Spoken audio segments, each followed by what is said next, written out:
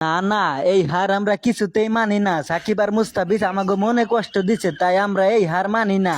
দুইটা ম্যাচ তোরা ভালো খেলেন না, পাকনামি করছিলি। বাংলাদেশে নাকি ম্যাচ ঠকাইয়া তোরা বাড়িতে আবি, তো ঠকাইলি না কেন? ঠকানোর জন্য তো কম বুদ্ধি করলাম না, কিন্তু কোনো বুদ্ধিতেই কাম হইলো না। কামটা কেমনে হইব? তোরা তো আবার বেশি বাল পাক না। 106 রানে বাংলাদেশের প্যাকেট করে কত আশা করছি ম্যাচটা আমরাই জিতুম, কিন্তু বাংলাদেশ যে এমনে ভরে দিব এটা তো আমরা স্বপ্নও ভাবি নাই। দূর বেটা, তোরা কোনো কামেরই না। ভাবছিলাম বাংলাদেশে তোরা ঠকাইয়া বাদ করে দিবি, কিন্তু তোরা পারলি না। শালার হাঁসের বাচ্চা, তোরাই তো পারস না আমাগো লগে, ওরা আবার পারবো কিভাবে? আচ্ছা ভাই, আপনাকে নতুন পোলাডা কেডা? পোলাডারে চিন্তাছি না, পোলাডা অনেক খারাপ। আরে বেটা কোস কি, ওরে চিনুস না? ওর নাম হয়েছে সাকিব। তাহলে ভাই সাকিব ভাই তো আস্তে আস্তে বল করে, তাহলে আজকে সে এত জোরে বল কিভাবে করলো? আমিও তো বুঝতাছি না। সে তো স্পিন বল করে, তাহলে সে পেস বল কিভাবে করলো? নাকি দুটোটাই করে? তাহলে বাংলাদেশ মনে হয় আমাদের সাথে দুর্নীতি করছে, কারণ সাকিব করে স্পিন, তারা দে পেস করাইছে। পুরান পাগলেরই ভাত না, এখন দেখতেছি নতুন পাগলের আমদানি হয়েছে। না না ভাই, আমরা পাগল না, পাগল হলাম আপনারা, কারণ আপনারা সাকিব রে পেসও করাইছেন আবার স্পিনও করাইছেন। আরে হালার হালা, তোরা কি বলত নাকি অগদলে সাকিব হয়েছে দুইটা?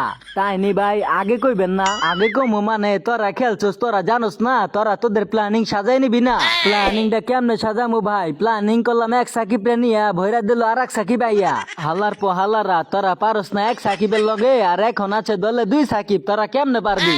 কি খবর মামা নেপাল, কেমন ভরে দিলাম? আর কোনদিন আইবা আমাদের সাথে খেলতে? আপনারা দেখলে তো মনে হয় আপনি খুব শান্ত ভদ্র ভালো একজন মানুষ, কিন্তু আসলে আপনি একটা ডাকাত। কেউ কেউ এইভাবে মারে। তোরা আমার দিকে তাকাইয়া চোখ গরম দিছে, আমি কি তো করে না ভরে দিয়া পারি? চাইছিলাম তোমার ঘরে ম্যাচটা ঠকাইয়া সুন্দর মতো বাড়িতে যাবো, কিন্তু তুমি হইতে দিলা না মিয়া। সাকিব আমার নাম, তোদের স্বপ্নগুলারে স্বপ্ন দোষ বানাই দেওয়াটাই আমার কাম। এমনিতে ঈদের আনন্দ, তার উপর আবার জয়ের আনন্দ, কোনটা থুয়ে কোনটা পালন করুম এটাই বুঝতাছি না। আরে বেটা, ম্যাচ তো জিতে গেছি, এখন আমি একটা গরু আনছি, তোরা সবাই আয় আমার বাড়িতে আইয়া মাংস নিয়ে যা। ধুরু কাকা, আমরা মনে হয় কুরবানি দেই নাই, আমরাও কুরবানি দিচ্ছি। আপনি আয়েন আমাগো বাড়িতে, আপনি আইসা মাংস নিয়ে যায়েন মিয়া। কিরে বেটা, তুই আমার এই কথা কইতে পারলি? তুই জানোস না আমি কত বড় একটা মানুষ? আপনি বড় হয়েছেন তাতে কি হয়েছে? আপনি আমার আইতে কইলেন কেন? এই কারণে আমিও কইছি। আরে বেটা, ম্যাচ জিতছি না, মনটা পুরা চাঙ্গা, মনের ভিতরে অনেক আনন্দ, তাই আনন্দ ঠেলায় কই হালাইছি। ভাই আমার এক টুকরা মাংস দিবেন ভাই, আমারে কেউ এক টুকরা মাংস দেন না এইবার কা।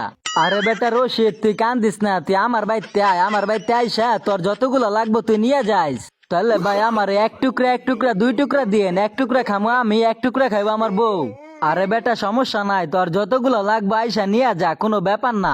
তাহলে ভাই খারান, আমি একটা পলিথিন নিয়ে আইতাছি আপনার বাড়িতে, পলিথিনটা ভরা দিয়ে দিয়েন আমারে। রে বেটা রশিদ, তুই কি জানোস না কলি তো হিন্দু, হয়তো কুরবানি দিব না বেটা, তুই যাবি কোন হিসাবে?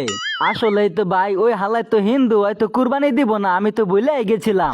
হালার হালা, তুমি খাইতে পারো না, আবার যাও তোমার বউয়ের লেগে আনতে, যাও পলিথিন নিয়ে দিব না তোমার পলিথিন বইরা।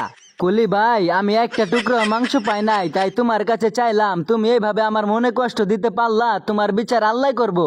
থাকগা রশিদ, তোর ওর বাড়িতে যাইতে হবো না, তুই আমার বাড়িতে আয়, আমার বাড়িতে আইসা মাংস নিয়ে যা, আমি কুরবানি দিতাছি। আচ্ছা কাকা, তাহলে আমি আপনার বাড়িতে আইতাছি। নেপাল 2 দিন ধরে আইসা দলটা অনেক ছোট হইয়া মুখে অনেক বড় বড় কথা কইছিল, অনেক পাকনামিও করছিল, তাই জাগা মতো ভৈরা দিয়ে আমরা চলে গেলাম সুপার এটে উঠা।